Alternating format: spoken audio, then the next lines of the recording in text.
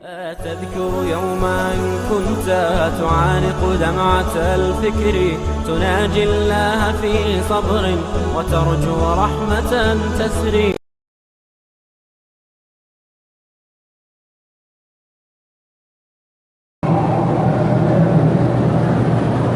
اگر کسی آدمی نے فجر کی 2 رکعات نہیں پڑھی ہیں، افضل یہ ہے کہ نماز کے بعد جب سورج نکلے اشراق کے وقت میں پڑھے.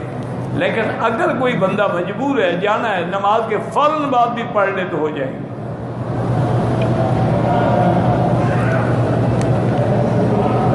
عمرہ کرنے کے بعد جو لوگ سر پہ ادھر ادھر ٹک لگاتے ہیں وہ دم پڑ جاتا ہے. سارے سر پہ اس طرح پھروائیں، یا اگر بال ہیں تو بالوں کا مثلا اتنے بال ہیں تو چوتھا حصہ سارے سر کا کٹ جائے.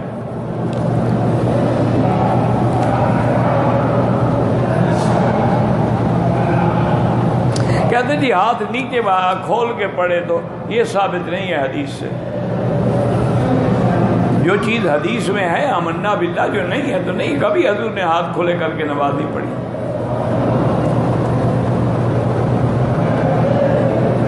استنجا کرنے کے بعد مجھے ڈر لگتا ہے کہ کوئی پیشاب کا قطرہ نہ آ جائے، اور کبھی کبھی آ بھی جاتا ہے تو بہرحال آ جائے تو وضو ٹوٹ جائے گا، لیکن بلا وجہ وہم کا شکار نہ ہوں. اور اگر یقیناً آتا ہے تو پھر ہر نماز کے لیے نیا وضو کریں. اصل میں یہ بڑا سائیکولوجیکل ایفیکٹ بھی ہوتا ہے، یعنی آپ کے دماغ میں بیٹھ جائے نا مجھے قطرہ آئے گا ضرور آئے گا. یہ نفسیاتی بیماری بھی ہے. آپ خیالات کسی اور طرف کر دیں کبھی نہیں آئے گا.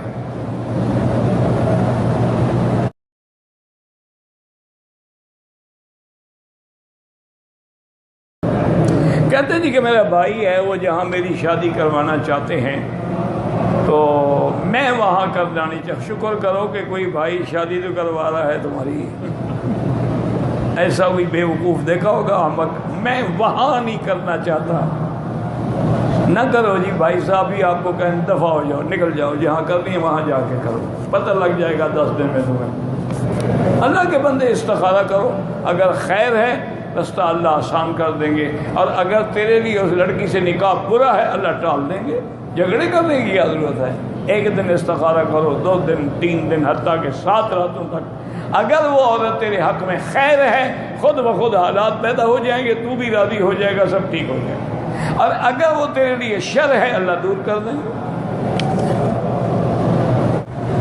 قوالی ہو یا نعت ہو جس میں ساز ہوتے ہیں وہ حرام ہے سننا، جو کہ حضور نے فرمایا یہ ساز جو ہیں مزامیر الشیاطین ہیں، شیطان کے آلات ہیں. ان کا نعت سے کیا تعلق ہے؟ نعت ایسے ہو جیسے حضرت حسان پڑھتے تھے، عبداللہ ابن رواحہ پڑھتے تھے، اور صحابہ پڑھتے تھے. آج کل یہ جو ساز پر اور فلمی انداز میں اور اس سے، یہ تو ناجائز